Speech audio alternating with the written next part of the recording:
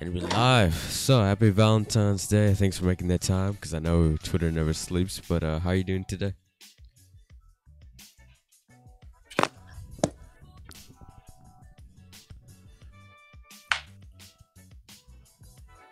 Hi, Mr. A. Are you there? Are you there, Mr. A? Oh, hey, sorry about that. Hang on 1 second. All right. The sound is good. Signal is strong. Okay, now I can hear you better now. Awesome. Can you? Alright. Okay, can you hear me? Yeah, I put some headphones on. Now I got you. All right. But yeah, happy Valentine's Day. How are you doing today? Pretty good, man. How are you? I'm doing very good, very good. Excited to be here. You know, it's been a while, so ready to get started. Sounds good. Obviously, we're here today to talk about what happened. I recently read a piece of your article in buying stock in golfers, and I wanted to know: are you actually the Warren Buffett of golf?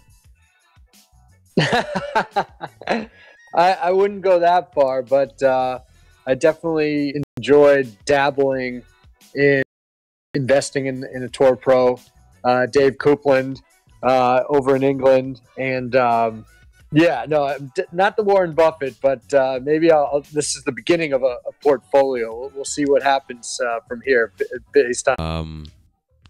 Sorry. So what were you saying?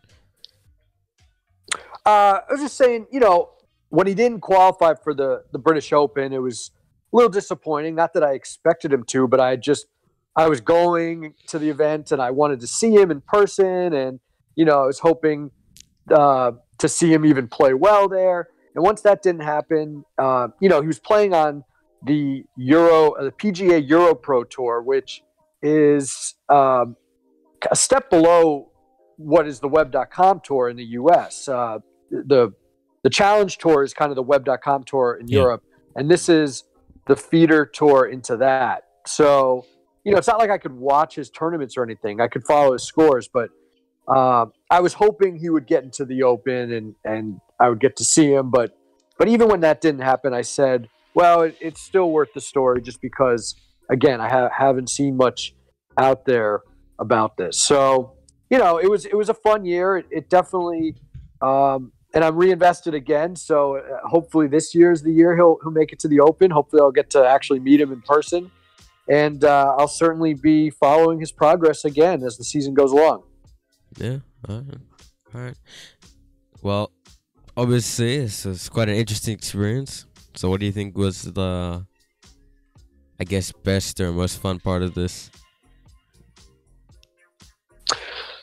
Well, I think initially it was really exciting to follow his scores and follow his Twitter feed, because he does a good job keeping everybody up to date on how he's playing and what he shot that day.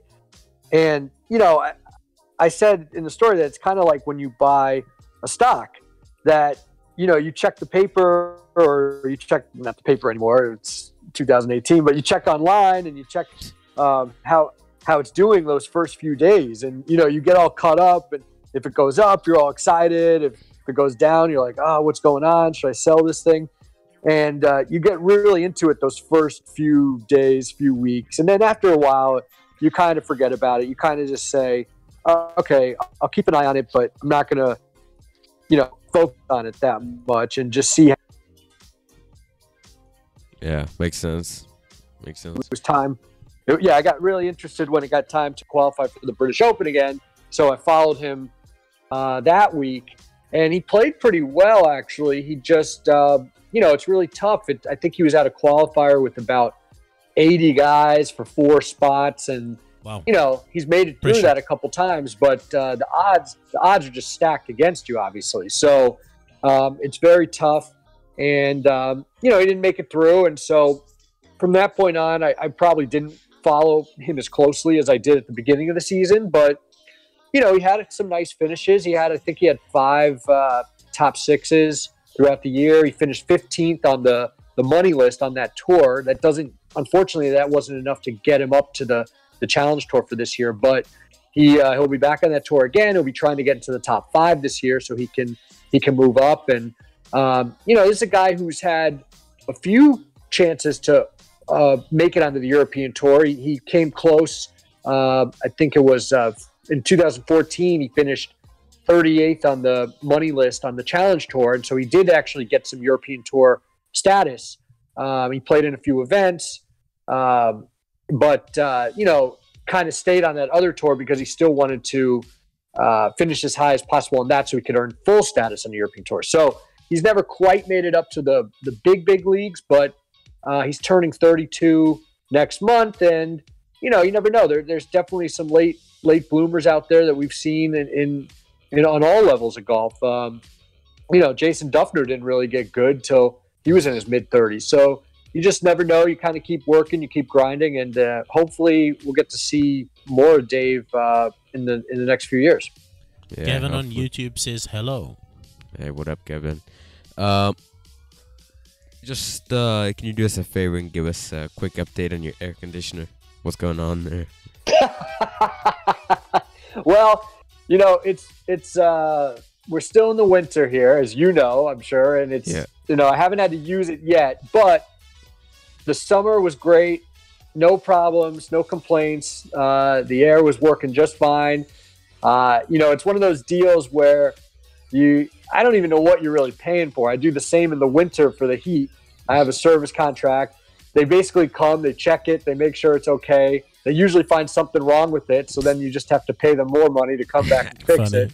And honestly, the air conditioning, as long as it's working, I don't even want to be told that I need to update or do anything else. So hopefully we can make it through another year this year, and it won't break down on me, and I won't have to call them up and pay even more money to have them fix something. Those guys just like to find something wrong with it, or maybe who knows? Maybe they can break it themselves, and they're like, okay, now pay us to fix this.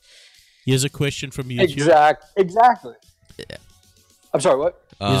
I'll give it to you, and you can relay it. All right. Is there a way you can write a story about your air conditioning so that your work can pay for it? Did you hear that? I could write a story about my air conditioning so I don't have to pay for it? Yeah. So the work can pay for it? Oh, no. I don't think so. I don't know if anybody would want to read that. Yeah. All right. Another thing. Do you have any tips on how to identify who we should watch as the stocks rise? As what rises? As the stock rises. Golfers, right? We're still talking about golf. We're still talking about golfers, yeah. Oh, well, you mean just in general? I mean, there's certainly a lot of great young players out there. One guy I'm really watching this year is Beau Hossler. I drafted him pretty late on my fantasy team. I actually had him for a bit last year, but he didn't get enough starts. Fantasy golf. Yeah, king. man. Bruh. Hey, I'll tell you what. Fantasy golf it's not great unless you're in a league with people you know, and you actually draft a team and you keep that team for the whole year. So none of this like each week you have to pick guys, because every week everybody's going to pick Dustin Johnson and Jordan Spieth, and it's going to be the same guys every week. This way you have a team for the whole year. Much more like when you play fantasy football or fantasy baseball. And I do enjoy it. I have a team with a coworker, Joel Beal, and we had our draft a few weeks ago.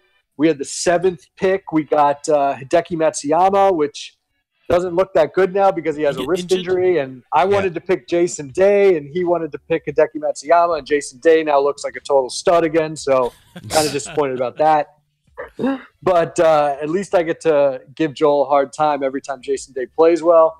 But we did get Beau Hossler with, I think, our last pick, maybe like in the 10th round. And, he's a 22-year-old who most golf fans really know from when he was 17 years old. And he briefly had the lead at the 2012 U.S. Open, I think, at Olympic, which was just incredible. He was a junior in high school, and he had the lead on Friday at the U.S. Open, and people were going nuts. And, so this is a guy, he went to Texas. He was a superstar there. And, last year he didn't have any status on any tour, but he ended up getting, I think, about 10 or 11 starts on the web.com tour. He made enough money in just those starts to earn his PGA Tour card for this year. And so far, the last few weeks, if you've been turned on the TV on Friday, you've seen his name right near the top of the leaderboard. Unfortunately, he's fallen off on the weekends, and that's something he's going to have to work on. But again, he's only 22, and I just think he's going to be a really terrific player, and certainly someone to keep an eye on. Yeah, definitely. And I wish I could buy shares in him, but unfortunately, I don't think he's offering the same deal. yeah, probably not. Yeah.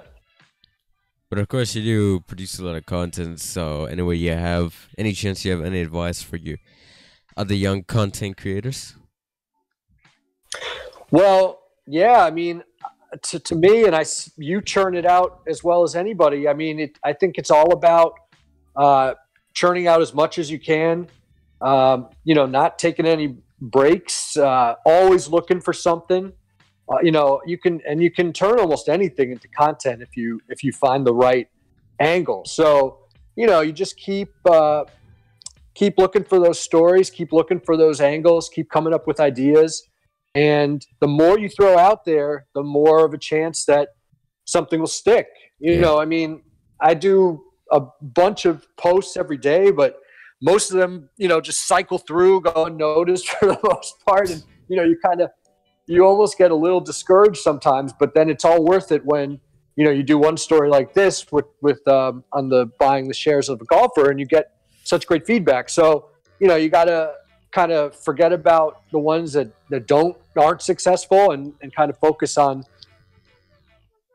And again, if you just keep putting out that content, you're gonna find some ones that work.